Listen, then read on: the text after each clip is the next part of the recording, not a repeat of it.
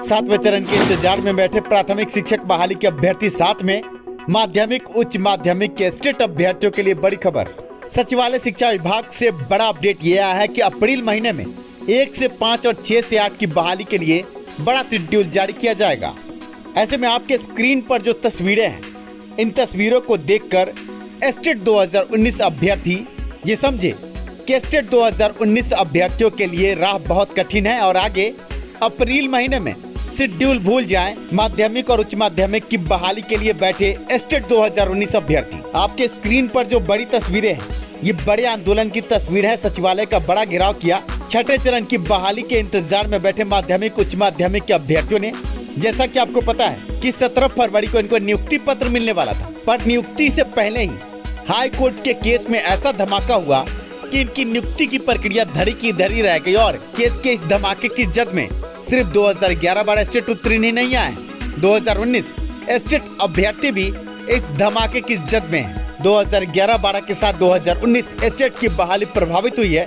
चलिए आपको विश्लेषित करते हैं। आपको बता दें कि कल सचिवालय हम पहुंचे थे और सचिवालय शिक्षा विभाग से प्राथमिक की बहाली के लिए कहा गया कि अप्रैल महीने में शेड्यूल प्रस्तावित है, पर माध्यमिक उच्च माध्यमिक की बहाली अभी छठे चरण की बहाली हाईकोर्ट के निर्देश के बाद स्थगित पड़ी है।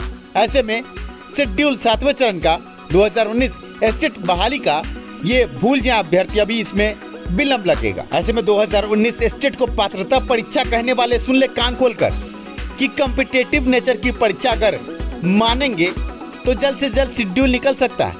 अगर आप पात्रता मानेंगे तो फिर चरणबद्ध बहाली के लिए तैयार हैं और छठे चरण की बहाली से जुड़े इन अभ्यर्थियों के चेहरे को गौर से देखें।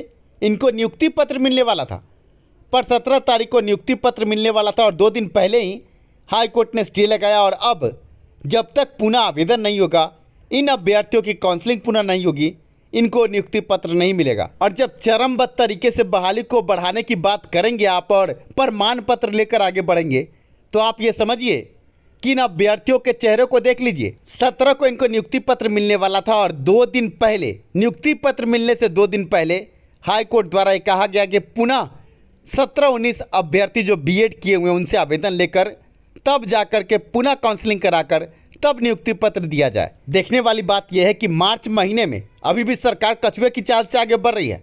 ऐसे में आप समझिए कि पुनः आवेदन अप्रैल महीने में लिया जाएगा, 30 दिन का समय दिया जाएगा, पूरा अप्रैल समाप्त, इसके बाद मई में जाकर के इनका शेड्यूल निकलेगा काउंसलिंग का, फिर काउंसलिंग होगी और जून में जाकर के इनको नियुक्ति पत्र मिलेगा। आप समझिए कि 3 महीने तक तो स्टेट 2019 अभ्यर्थी भूल जाए कि कोई शेड्यूल 7वें चरण के लिए माध्यमिक उच्च माध्यमिक के लिए निकलेगा। ऐसे में आप ये समझिए कि शुक्रवार के रोज अपर मुख्य सचिव और निदेशक ने जो बड़ी बात कही कि प्राथमिक के लिए अप्रैल महीने में शेड्यूल ऑनलाइन सेंट्रलाइज तरीके से प्रस्तावित है, वेबसाइट का निर्माण हो चुका है, पर माध्यमिक उच्च माध्यमिक के संबंध में सीधे तौर पर हमें कहा गया कि अभी दिल्ली दूर है। सीधे लफ्जों में जो अभ्यर्थी आपके स्क्रीन पर है, जो कलेजा पीट रहे हैं, छठे चरण में माध्यमिक उच्च माध्यमिक की बहाली के लिए नियुक्ति पत्र तक आने के बाद इनको रोका गया है। ऐसे में जब तक इनकी बहाली पूरी नहीं हो जाती तब तक पात्रता का प्रमाण पत्र लेकर चाटते रहिए, ये अब साफ हो चला है। ऐसे में शिक्षा सुधार बार बार ये कह रहा है कि ये कॉम्पिटिटिव नेचर की परीक्षा है, स्टेट के अंक प्रतिशत के आधार पर मेरिट भी बन गया है। सीट बढ़ाने पर जोर देकर ये कहा जाए कि इसके लिए स्पेशल शेड्यूल निकाल करके बहाली प्रक्रिया पूरी की जाए, चरण से इसको नहीं जोड़ा जाए। पर इसके लिए भी आम अभ्यर्थी जो स्टेट अभ्यर्थी उनमें एकता होनी चाहिए, पर कुछ चपड़गंजू अभ्यर्थियों के कारण स्टेट अभ्यर्थी इसको पात्रता का प्रमाण पत्र लेकर चाटना चाहते हैं।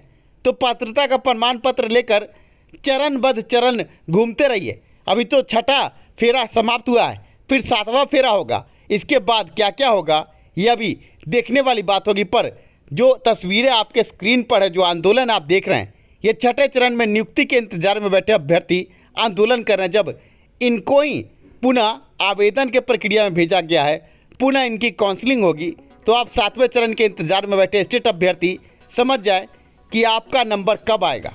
ऐसे में शिक्षा विभाग से ये साफ हो चला है कि मई जून के बाद ही 2019 पर सोचा जाएगा। स्टेट 2019 अभ्यर्थी अभी इत्मीनान रखें, अभी पात्रता का प्रमाण पत्र लेकर चाटे 2-3 महीना, ऐसे में शिक्षा सुधार बार बार ये कह रहा है कि नोटिफिकेशन के साथ अगर खिलवाड़ नहीं हो और भाषा विषय के साथ गणित विज्ञान के अभ्यर्थी नोटिफिकेशन के साथ आ जाए, सीट बढ़ाने की बात करें, जो नॉट इन मेरिट अभ्यर्थी हैं सीट पर चर्चा करें कि सीट बढ़ाकर नोटिफिकेशन के हिसाब से चरण में न फंसाकर इस बहाली को पूरा किया जाए।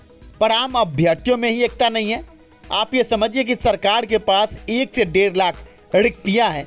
अगर हम नोटिफिकेशन के हिसाब से चलें तो इसको 7वें चरण से कोई मतलब ना होगा और आगे 6ठे चरण में ही आप अभ्यर्थियों की काउंसलिंग भी हो जाएगी, नियुक्ति भी हो जाएगी, क्योंकि मेरिट स्टेट के अंक प्रतिशत के आधार पर बनेगा नोटिफिकेशन के हिसाब से।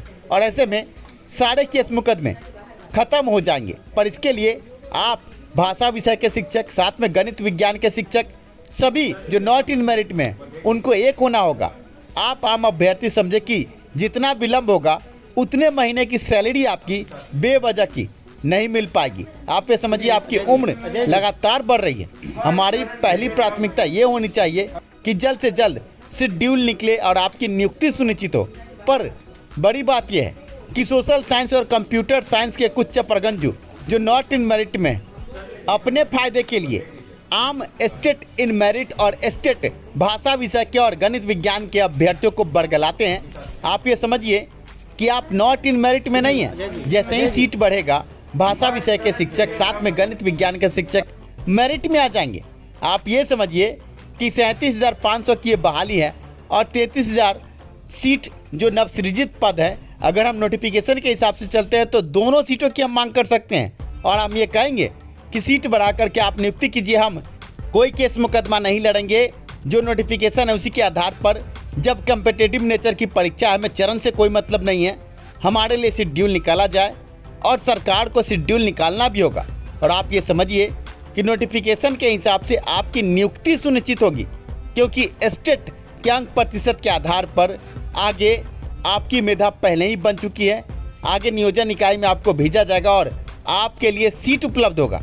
पर आप ये समझिए कि आप ये चाहते हैं, कुछ अभ्यर्थी जो कंप्यूटर साइंस के और सोशल साइंस के कुछ चपड़गंजू हैं, वो चाहते हैं कि हम प्रमाण पत्र लेकर जाएं और प्रमाण पत्र 80,000 अभ्यर्थियों को मिलेगा। आप ये समझिए 80,000 अभ्यर्थी जब नियोजन इकाई में जाएंगे, सीट खरीदा बेचा जाएगा।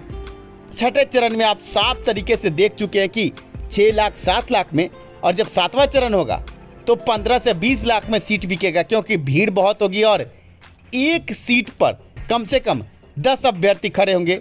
हम सोशल साइंस और कंप्यूटर साइंस की बात कर रहे हैं, पर हुजूर विज्ञान, गणित और भाषा विषय के शिक्षक भी इस गुमान में न रहे कि उनके साथ भला होगा, क्योंकि सीटेट भी अब 9, 10, 11, 12 के लिए सीटेट की परीक्षा होने वाली है। और अगर अगस्त महीने में सीटेट की परीक्षा हो गई तो पात्रता का प्रमाण पत्र लेकर वो भी बढ़ेंगे। इसके बाद भाषा विषय वाले भी सुरक्षित नहीं हैं, साथ में गणित विज्ञान वाले भी सुरक्षित नहीं हैं। फिर प्रमाण पत्र लेकर चाटते रहिएगा और आप ये समझिए कि आपके साथ कहीं ना कहीं ये धोखा होने वाला है। बिना नोटिफिकेशन के प्रमाण पत्र लेकर पात्रता मानकर अभ्यर्थी अपने पैर पर कुल्हाड़ी मार रहे हैं। अभ्यर्थियों की मुख्य मांग ये होनी चाहिए थी कि सीट बढ़ाया जाए। सीट बढ़ाते ही नोटिफिकेशन के हिसाब से सभी मेरिट में आ जाते हैं, आगे बहाली पूर्ण हो जाती। पर शिक्षा मंत्री के माया जाल में, ये मिठाई वाले बाबा की माया जाल में, मिठाई वाले बाबा के कागजी रसगुल्ले में नॉट इन मेरिट अभ्यर्थी फंस चुके हैं। पर अभी भी वक्त है, अभी भी कुछ बिगड़ा नहीं है। हाई कोर्ट में PIL का केस है, अगले सप्ताह में इसमें सुनवाई होगी। हम ये कोशिश कर रहे हैं कि हाई कोर्ट से कोई कड़ा निर्देश आए और आगे बहाली की प्रक्रिया जल्द से जल्द शुरू हो। पर आप जैसा कि जानते हैं कि केस मुकदमा में समय लगता है। पर आम अभ्यर्थी अगर एक बैनर शिक्षा सुधार के बैनर तले आ जाए और सीधे एक मांग करे कि नोटिफिकेशन के हिसाब से आप सीट बढ़ा करके अभ्यर्थियों को ले ले, सीट बढ़ते ही भाषा विषय और गणित विज्ञान के शिक्षक मेरिट में आ जाएंगे, सारा लफड़ा ही समाप्त हो जाएगा। पर इसके लिए बड़ी बात यह है कि आम अभ्यर्थियों को एक होना होगा। आशा है ये वीडियो आपको पसंद आया होगा। वीडियो पसंद आया हो तो लाइक ज़रूर करें, आप लाइक करना भूल जाते हैं। और इस वीडियो पर और इस बात पर ज़रूर एक बार विचार करें। धन्यवाद।